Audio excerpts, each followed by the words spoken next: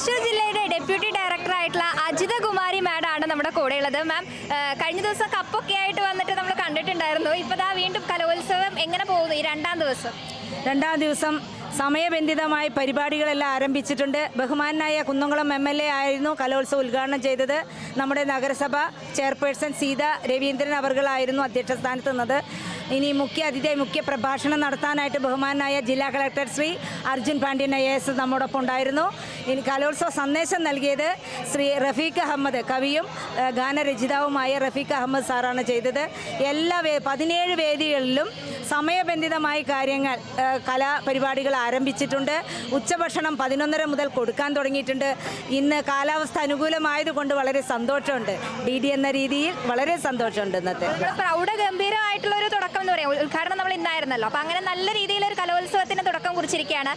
പണ്ട് സ്കൂളിലൊക്കെ പഠിക്കുന്ന സമയത്ത് മാമും കലോത്സവത്തിലൊക്കെ പങ്കെടുത്തിരുന്നോ? പങ്കെടുത്തിട്ടുണ്ട്. എൻ്റെ പ്രത്യേക ഐറ്റം തിരുവാതിരക്കളിയായിരുന്നു. കോവിലകത്തെ ഒരു അധ്യാപികയുണ്ട്, സുഭദ്ര ടീച്ചറാണ് അത് പഠിപ്പിച്ചിരുന്നത്. ടീച്ചറുടെ മകളും 2 പേരുണ്ട്, സരസ്വതി, നന്ദ ചേച്ചി മ്യൂസിക് ടീച്ചറായിരുന്നു. ഞങ്ങൾ ഒന്നിച്ച് കളിക്കാറുണ്ടായിരുന്നു. അപ്പോൾ ഇപ്പോൾ ഈ കലോത്സവത്തിലൊക്കെ നിൽക്കുന്ന സമയത്ത് പഴയ ഓർമ്മകളിലേക്കൊക്കെ പോകാറുണ്ടോ? തീർച്ചയായിട്ടും പഴയ ഓർമ്മകളിലേക്ക് പോകാറുണ്ട്. എനിക്ക് കുട്ടികളാണ് എൻ്റെ ജീവൻ.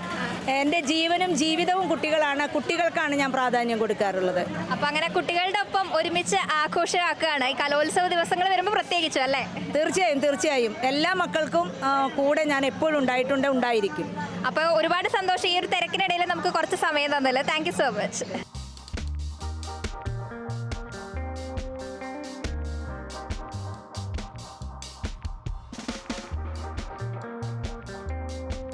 ഫോൺ ഗാലറി കലോത്സവ വിശേഷങ്ങളാണ്. നമുക്കറിയാം, കലോത്സവം എന്ന് പറഞ്ഞു കഴിഞ്ഞാൽ ഒരുപാട് പേരുടെ കഠിന അധ്വാനത്തിൻ്റെ ആ ഒരു റിസൾട്ട് ഉണ്ടാക്കുന്ന ഒരു ദിവസമാണ്, അല്ലേ? അപ്പോൾ അങ്ങനെ റിസൾട്ട് ഉണ്ടാക്കാനായിട്ട് വന്നിട്ടുള്ള കുറച്ച് ടീച്ചേഴ്സാണ് നമ്മുടെ കൂടെയുള്ളത്. നിങ്ങളുടെ സ്കൂളിൻ്റെ പേരെന്തായിരുന്നു? HSS തിരുവളയന്നൂർ വടക്കേക്കാട്. അതാണ്. അപ്പോൾ നമ്മുടെ സ്കൂളിൽ നിന്ന് കുറേ ഐറ്റംസും ആയിട്ട് വന്നിട്ടുള്ള ടീച്ചേഴ്സാണ്. നമുക്ക് എല്ലാവരുടെയും പേരൊക്കെ ഒന്ന് പറയാം. എൻ്റെ പേര് മരിയ മഞ്ജു VA.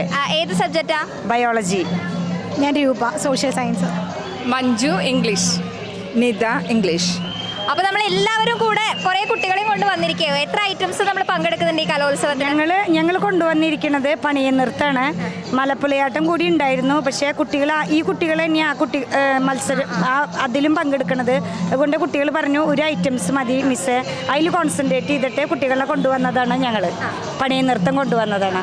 അപ്പോൾ പണിയ നൃത്തം എന്ന് പറഞ്ഞു കഴിഞ്ഞാൽ ഈ ഒരു കലോത്സവത്തിൽ പുതുതായിട്ട് നമ്മൾ കൊണ്ടുവന്നതാണ്. എങ്ങനെയുണ്ട് നമ്മുടെ കുട്ടികളുടെ ആ ഒരു പണിയ നൃത്തം കാണാനായിട്ട്? പണിയ നൃത്തം ശരിക്കും അത് കണ്ട് ആസ്വദിക്കേണ്ടതാണ്. ഗോത്രവർഗ്ഗക്കാരുടെ ആ ഒരു രീതിയാണല്ലോ നമ്മളിപ്പോൾ അറ്റംപ്റ്റ് ചെയ്യാൻ പോകുന്നത്. അതിൻ്റെ ഒരു താളം അത് തന്നെയാണ് അതിൻ്റെ ഏറ്റവും ഹൈലൈറ്റ് ആയിട്ട് പറയാൻ പറ്റുന്ന ഒരു കാര്യം. ശരിക്കും നമുക്ക് കളിക്കുന്നവർക്കും അത് ത്രില്ലടിച്ചിരിക്കാൻ പറ്റും, കാണുന്നവർക്കും അത് വളരെ മനോഹരമായിരിക്കും.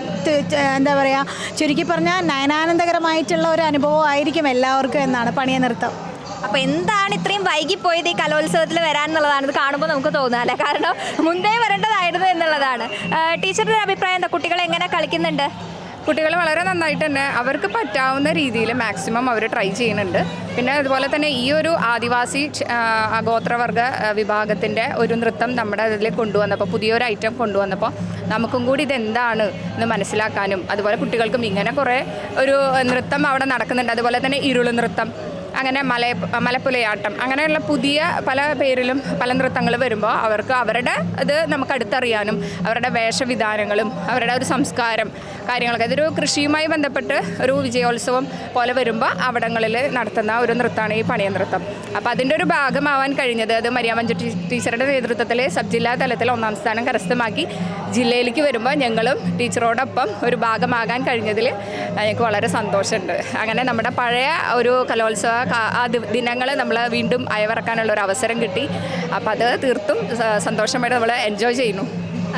പണ്ട് ഏത് കലോത്സവത്തിൽ ഏത് ഐറ്റമായിരുന്നു ചെയ്തുകൊണ്ടിരുന്നത്? കലോത്സവത്തിൽ ഗ്രൂപ്പ് ഐറ്റത്തിലാണ് ഞാൻ പോകാറുണ്ട്. ഞാൻ ലേഡി ഇമ്മാഗുലേറ്റ് ഗേൾസ് ഹൈസ്കൂൾ ചൂണ്ടൽ ആ സ്കൂളിലാണ് പഠിച്ചത്. അപ്പോൾ കലോത്സവത്തിലും ശാസ്ത്രോത്സവത്തിലൊക്കെ എൻ്റെ ഒരു പങ്ക് ഉണ്ടാവാറുണ്ട്.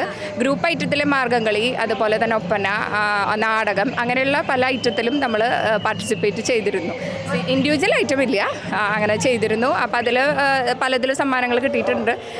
പിന്നെ സ്കൂൾ തല കലോത്സവത്തിലും എല്ലാത്തിലും ഒന്ന് തലയിടാറുണ്ട്.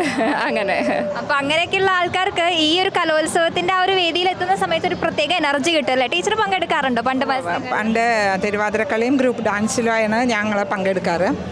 പക്ഷേ അന്നത്തെക്കാളും കുറച്ചും കൂടെ ഇപ്പോൾ കുട്ടികൾക്ക് മുന്നോട്ട് വരാനും എല്ലാത്തിനും നല്ല താല്പര്യമുണ്ട്. പിന്നെ ഈ മീഡിയ അതൊക്കെ അവർക്ക് നല്ലോണം ഒരു ഇമ്പാക്റ്റ് ആ കുട്ടികളിൽ നമുക്ക് കാണാൻ പറ്റും അതിൻ്റെയൊക്കെ. അങ്ങനെയുള്ള വലിയ മാറ്റം സംഭവിച്ചിട്ടുണ്ട് പണ്ടത്തെ കലോത്സവം ഇപ്പോഴത്തെ കലോത്സവം നോക്കുമ്പോൾ. ടീച്ചർ പണ്ട് പങ്കെടുത്തിരുന്നോ? ഞാൻ കൂടുതലായിട്ട് ഓഫ് സ്റ്റേജ് ഐറ്റംസ് ആണ് ചെയ്തിട്ടുള്ളത്. എസ് എ റൈറ്റിങ്ങിലൊക്കെയാണ്. എസ് എ റൈറ്റിംഗ് അറ്റംപ്റ്റ് ചെയ്തിട്ടുണ്ടെങ്കിൽ ഫസ്റ്റ് വാങ്ങിയിട്ടേ വരാറുള്ളൂ. അപ്പോൾ അതൊക്കെയാണ് എൻ്റെ നല്ല കലോത്സവ ഓർമ്മകൾ എന്ന് പറയാൻ വേണ്ടി. ഞാൻ മാർഗംകളി, ഒപ്പന, അതിലൊക്കെ നാടകം, അതിലൊക്കെ പങ്കെടുക്കാറുണ്ട്.